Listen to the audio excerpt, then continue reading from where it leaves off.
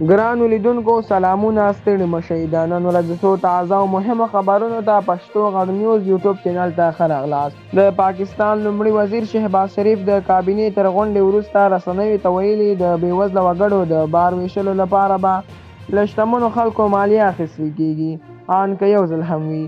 نوموړي دا څرګندونې داسې مهال کړي چې حکومت یې لا هم د پاکستان لپاره پور ترلاسه کولو لړ کې د پیسو له نړیوال صندوق یا IMF سره هوکړې ته نه دی رسېدلی.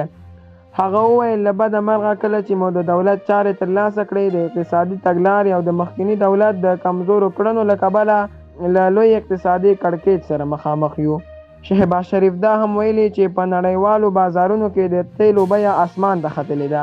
د پاکستان مخکینی حکومت او اوسني حکومت ته شهباز شریف دا هم ویلي چې په نړیوالو بازارونو کې د تیلو بیه اسمان ته ختلې ده. د پاکستان مخکینی حکومت اوسني حکومت ته چې سل په سلو کې بدبینو د اقتصادي کړکېچ د رامنځته کېدو زمینه برابره کړې. د پاکستان لومړي وزیر له بېوزله وګړو سره د مرستې په تړاو وویل اوس به میلیونونو وګړو ته هره میاشت د مرستې په توګه د میاشتې 2000 روپۍ ورکول کېږي. د وایي اقتصادي بد وضعیت ښه کولو ته باید ټول وګړي اوږه ورکړي او د بېوزله خلکو بار باید موږ هم واخلو. دا بار د هغو خلکو پر اوږو هم ان که یو ځل هم وي واچوو چې خدای خپل نعمت پرې لورولی دی. له هغو به مالیه واخلو چې له دې لارې به سلګونه میلیارده روپۍ مالیه راغونډه کړو. شهباز شریف زیاتوي په ډیر ګران وخت کې مو د حکومت واګې ترلاسه کړې او دا ګران مسؤلیت به مخ ته وړو. ډېرې ګران اقتصادي پریکړې مو وکړې که نورو هڅو ته اړتیا شوه نو ځانونه به ترې دریغ نه کړو. دی وایي د پاکستان د اقتصادي پیاوړتیا لپاره د هر ډول ګام اخیستو کې که هر راز پریکړې ته اړتیا وه کوي.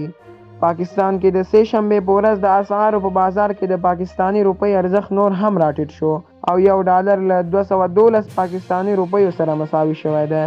تېره ورځ یو ډالر په 210 پاکستاني روپۍ و خو د سې شنبې ورځ د کاروبار له پیلېدو سره د ډالر ارزښت لوړ شو. په یوه یا دوه ورځو کې د پیسو له نړیوال صندوق سره د پاکستان د مالیې وزیر مفتاح اسماعیل د هوکړې ځنډېدو هم ښایي د ډالر د ارزښت پر لوړېدو اغېز کړی. د ونډو بازار د کاروباریانو په وینا د پاکستان د مالیې وزارت اعلامیې ته د پیسو نړیوال صندوق تر اوسه هیڅ غبرګون نه دی ښودلی. دوی وایي د وارداتو فشار تر ډېره پر ډالر وي خو ښکاري چې پاکستاني روپۍ د پیسو له نړیوال صندوق سره د تفاهم په درشل کې خپل ارزښت راکم کړی ده. ګرانو لیدونکو دا وه زموږ نننی ویډیو.